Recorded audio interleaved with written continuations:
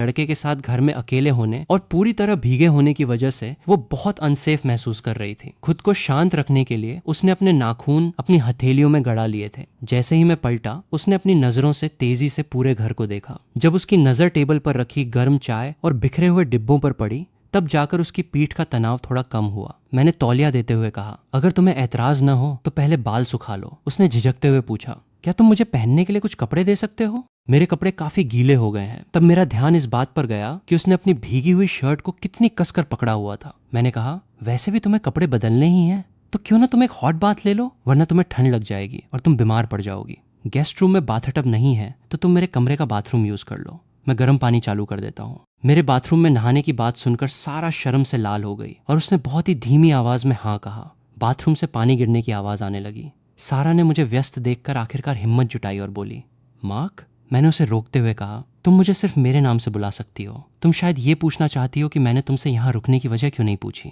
सारा ने हैरानी से सिर उठाया और बड़ी सी आंखों से मेरी तरफ देखते हुए हाँ में सिर हिलाया। मैंने कहा, तुम्हारी जैसी खूबसूरत लड़की अगर इतनी भारी बारिश में किसी का दरवाजा खटखटाकर मदद मांग रही है तो यकीनन कोई बहुत बड़ी मजबूरी रही होगी। अगर तुम इस बारे में बात करने में कंफर्टेबल नहीं हो तो मेरा बार बार पूछना सही नहीं है। मेरी ये बातें सुनकर सारा की आंखें भर आईं। पानी का टेम्परेचर सेट करने के बाद मैं उठा और धीरे धीरे चलकर उसके पास गया। मैंने अचानक अपना हाथ उसके कान के पास दीवार पर टिकाया और उसे अपने घेरे में ले लिया। मुझे इस बात की कोई फिक्र नहीं है कि तुम्हारे इरादे क्या हैं, लेकिन क्या तुम्हें डर नहीं लगता कि अगर तुम यहाँ रुकी तो मैं तुम्हारे साथ कुछ गलत कर सकता हूँ? दीवार से टिककर सारा ने अपने होंठ चबाए।